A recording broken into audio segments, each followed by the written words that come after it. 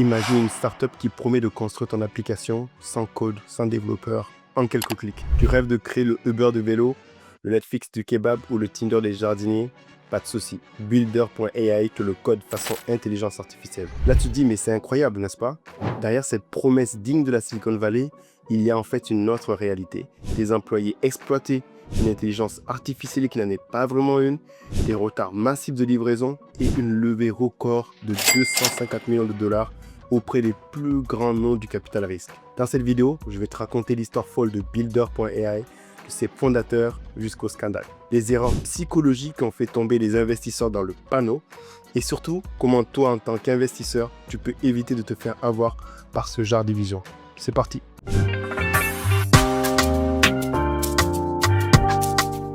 Tout commence en 2016. Sachin Dev Dugal, fondateur charismatique, cheveux en arrière, chemise ouverte façon Steve Jobs version Bollywood, sort de nulle part avec une idée brillante. Construire des apps comme on commande un burger chez McDo.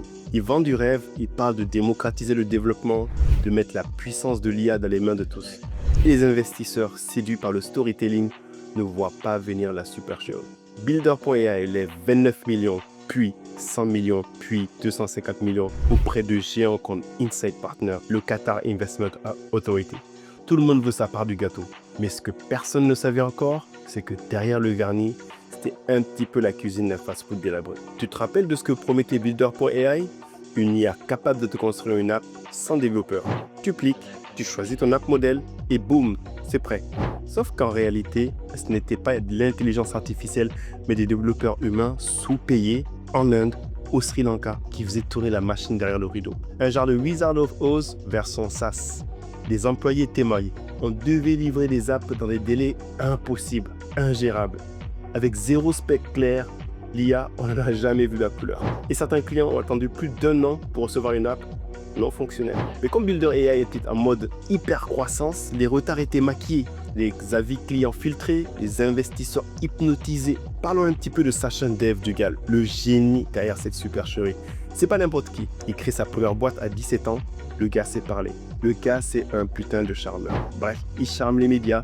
Il a cette aura de jeune génie tech, à mi-chemin entre Elon Musk et un vendeur de Thermomix.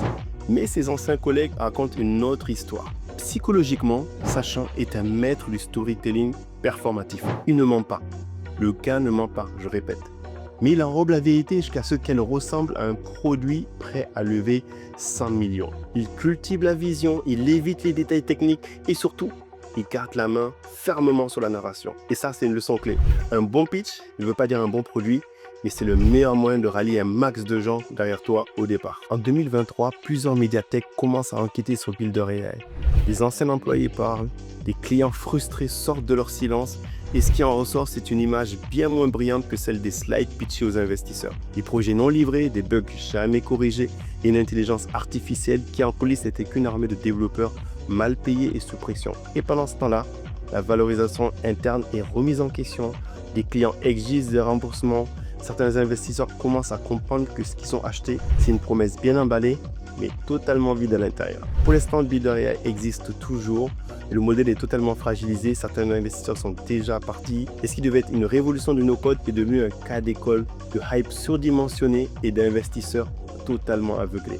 Pour ceux qui s'y connaissent un petit peu à l'investissement, ils se demandent sûrement, mais comment des investisseurs pros, des fonds avec des analystes se sont laissés avoir aussi bêtement? Voici 3 raisons psychologiques ultra fréquentes dans ce genre de scandale. 1. L'illusion de compétences techniques. Quand quelqu'un te parle avec des mots comme No Code, AI Driven Delivery Framework, plus il y a de franglais et plus ça passe, ou Modular Development Ecosystem, tu crois qu'il sait de quoi il parle. Mais souvent, c'est du jargon pour masquer le flou. Le syndrome FOMO en 2. Si je n'investis pas, un autre le fera et deviendra riche, je vais rater l'occasion du siècle. Ce syndrome, souvent, va pousser les investisseurs à se précipiter sans faire une due diligence complète. En 3, la séduction du Founders Glow. Le fondateur qui a déjà levé, qui passe à la télé, il donne l'impression du succès inévitable. On va parier sur l'aura et pas sur les chiffres. On va laisser parler le cœur et pas la raison. Alors, toi aussi, t'es peut-être tenté un jour d'investir dans une startup. Voici ce que tu dois retenir dans cette vidéo. 1. Constate les bonnes questions. Qui fait vraiment le produit? Où est l'IA? Quelles sont les preuves de fonctionnement? Exige des démos réelles, pas juste des slides. 2. Analyse la répartition du capital. Si 90% du budget est bon au marketing et 10% au produit, alerte rouge. C'est du théâtre, pas de la tech. 3. Cherche des signaux faibles. Est-ce qu'il y a des anciens employés qui parlent mal de la boîte? Des délais de livraison flous? Trop de buzz, pas assez de résultats? Fais-toi ta propre opinion indépendamment du bruit environnant. 4. Mise pas tout sur un seul cheval. Même si la promesse est belle, diversifie-toi. Mieux vaut 10 petits tickets dans des projets solides plutôt qu'un seul gros pari sur du vent, comme c'est le cas. Alors, est-ce que Builder AI est une arnaque? Techniquement, non. Juridiquement, il livrait un service. Comme ils disent les Américains, fake it until you make it. Et moralement, c'est flou. Et dans le monde des startups, le flou, c'est très dangereux. Parce que ce genre d'histoire nous rappelle trop que ce n'est pas parce que ça buzz que c'est solide. La meilleure arme contre ce genre d'illusion, c'est ta propre lucidité, ton analyse. Tu vas apprendre à investir intelligemment sans tomber dans ces pièges comme des pros.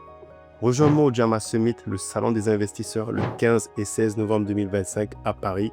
Toutes les infos se trouvent sur summit.jama.co. Et si cette vidéo t'a aidé à y voir plus clair, lâche un like, abonne-toi, active la cloche, ça ne te coûte rien du tout et ça nous booste et motive beaucoup. À bientôt et n'oublie surtout pas que tout le monde peut devenir un investisseur.